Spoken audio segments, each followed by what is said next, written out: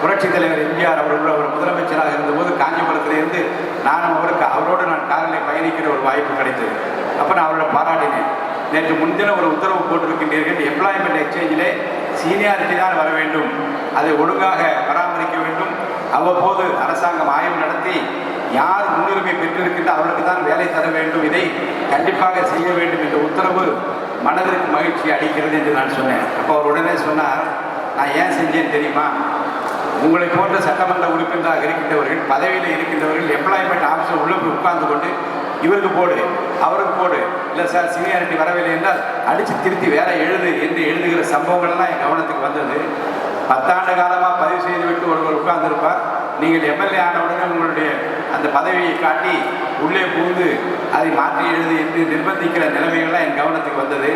எங்கோ ஒருவர் இந்த அரசாங்கம் நேர்மையாக நடக்கும் என்று பதிவு செய்துவிட்டு வீட்டிலே காட்டிருந்தால் அவரை ஏமாற்றிவிட்டு இன்ஃப்ளூயன்ஸ் காரணமாக மற்றவர் வந்து விடுகிறார் என்றால் அந்த சாபம் எனக்கு வர வேண்டுமா என்று கேட்டார்.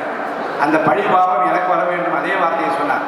அதற்காகத்தான் அந்த உத்தரவை நான் போட்டிருக்கிறேன் என்று புரட்சித் தலைவர் சொன்னது இங்கே உட்கார்ந்திருக்கிற போது நினைவிருப்பது. காரணம் என்ன என்றால், ஆட்சி பொறுப்பில் இருக்கின்றவர்கள் தன்னலம் கருதாமல் யாருக்கு எதை செய்ய வேண்டும் என்று அவர் விரும்புகின்றால் அதுக்கு எந்த தங்கு தடை இல்லாமல் அது போய் சேர வேண்டும் என்று விரும்ப வேண்டும்.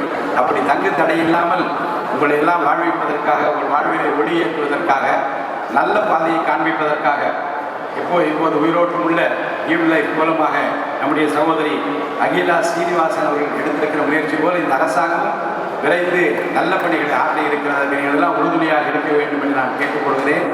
ரெவரண்ட் ஃபாதர் ஜெகத் கஸ்பால் அவர்கள் எடுத்திருக்கிற ஒரு நல்ல முயற்சி, இன்னொரு முயற்சி என்று அடுக்கிக் கொண்டே போகலாம். இறைவன் அவருக்கு எல்லாம் அந்த இறைவன் சுகபலன் தர வேண்டும், நீடு ஆயுளையும் தர வேண்டும். அதே போன்று அகிலா சீனிவாசன் அவரோடு இணைந்து நின்று இந்த வேலைவாய்ப்பு முகாம் மூலமாக பல வாழ்க்கையை நீங்கள் ஒளியேற்றி இருக்கின்றீர்கள், வாழ்வளித்திருக்கின்றீர்கள். அன்னதானம் அளிப்பது மிகப்பெரிய தர்மம். அதே போல் இப்போது ஒரு வாழ்க்கைக்குரிய உத்தரவாதத்தை அளிப்பது என்பது அவர் குடும்பம் உங்களை வாழ்த்தும், வருங்கால தலைமுறை உங்களை வாழ்த்தும். தன்னலம் கருதாத பணியாற்றுகின்ற சகோதரி அகிலா சீனிவாசன் அவர்களுக்கு மீண்டும் என்னுடைய நல்வாழ்த்துக்களை, நன்றியை நான் தெரிவித்துக் கொள்கிறேன். இன்னும் அதிகமான எதிர்பார்ப்புகள் மக்களிடையே இருக்கிறது. அந்த ஏக்கத்தை போக்க வேண்டும், அந்த வாட்டத்தை நீக்க வேண்டும்.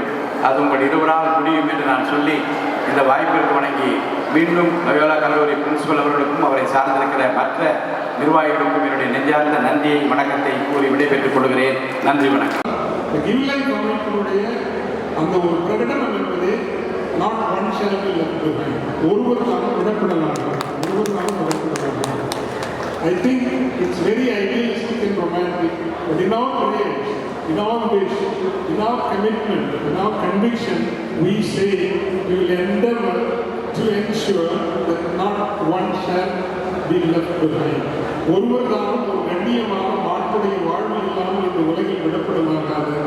எமது இளைஞர்கள் எல்லோருக்கும் ஒரு வாழ்வை தருவதற்கு தொடர்ந்து நாங்கள் முன் சென்று கொண்டிருப்போம் என்கின்ற அர்ப்பணத்தை கரவொலியோடு இந்த அரங்கிலே நாம் செய்துவிட்டு மாநில சட்டப்பேரவை தலைவர் அவர்களுக்கும் மீண்டும் நாம் தொடக்கத்தில் வரவேற்புரை குறிப்பிட்ட அத்தனை பேருக்கும் ஒரு இணைத்து ஒரு நன்றி கரவொலியை நாம் பதிவு செய்துவிட்டு தமிழ் நெறி வாழ்த்துடன் இந்த விழா நிறைவுகளும் எல்லோரும் எழுந்திருந்து தமிழ் நெறி வாழ்த்து பாட நாம் நிறைவு செய்வோம். நான் பாட நீங்கள் பாடவும். இந்த இன்றைய தமிழ் நெறி வாழ்த்து சொல்லலாம். பண்பெனப்படுவது தமிழ், எங்கள் உயிருக்கு நிகரான தமிழ், அது அன்பறியும் உயர் அறநெறிகள் அறியும், அறிவென்னும் ஒளியேற்றி அஞ்சாதன உறுதி காட்டும், தீதின்றி வந்த பொருள் வாழ்த்தும், நம் உடலே உயிர் கோயில், நல் உணவே அருமருந்து, இயற்கையே இறை, இதய தூய்மையே நிறை, ஈதலும் இணக்கமாய் வாழ்தலும், ஈதலும் இணக்கமாய் வாழ்தலும், இடையராதுழைத்தலும், இன்னுயிர் காத்தலும், இன்புற்று கழித்தலும், யாவர்க்கும் பொது நெறி என்று போற்றும். ஆதலால் உலகெல்லாம் தமிழ் நெறி ஓங்குக,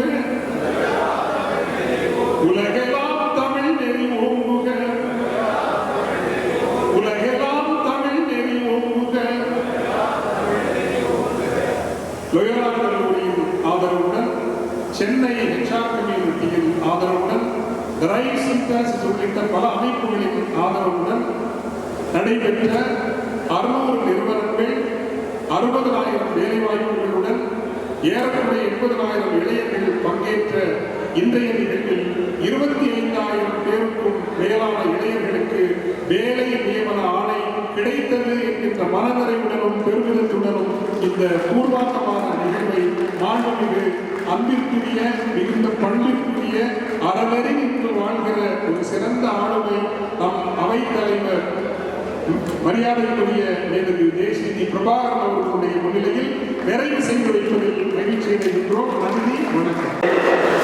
மிகப்பெரிய ஒரு ஜனசமூகத்துக்கு நீதி வருவது போல்தான் இப்படிப்பட்ட ஒரு சூழலை சந்தித்தோம். அப்படிப்பட்ட ஒரு சூழலில் இன்று இருக்கக்கூடிய இளைஞர்களுக்கு வாய்ப்பளித்த ரைஸ் நிறுவனத்திற்கும் கிவ் லைஃப் நிறுவனத்திற்கும் எனது கண்கள் பணித்த நன்றியை தெரிவித்துக் கொள்கின்றேன். கஸ்பர் பற்றி சொல்லணும்னா இன்னைக்கெல்லாம் சொல்லிங்க போகலாம். அவர் மனதில் எதையும் மறைத்து வைத்ததே கிடையாது. மனதில் இருப்பதை வெளிப்படையாக பேசிக்கொள்வார். அதனால் அவர் எத்தனை வாழ்க்கைகளை இழந்திருக்கிறார், எத்தனை வாழ்வுகளை பெற்றிருக்கிறார் என்றால் என்னுடைய நட்பு அவருக்கு கவசமாக இருக்கும். அவருக்கு திரையுலகில் ஒரு பெரிய நான் அவரை கேட்டுக்கொள்கிறேன், நீங்கள் ஒரு படத்துக்கு கதையும் அல்லது வசனமும் எழுதுங்கள், உங்களுடைய ஆளுமை தெரியும். இசைக்கு அவர் அர்ப்பணித்த அர்ப்பணிப்பு திருவாசகத்துக்கு இளையராஜா கோடிக்கணக்கிலே செலவழித்து அந்த திருவாசகத்தை உருவாக்கிய அந்த நிகழ்வை எங்களால் என்றுமே மறக்க முடியாது. காலம் காலமாக நிலைத்திருக்கக்கூடிய காவியமாக ஓவியமாக நினைத்திருக்கக்கூடிய திருவாசகத்தை ஒரு மிகப்பெரிய செல்வன் அவருக்கு நன்றியை தெரிவித்துக் கொள்கிறேன்.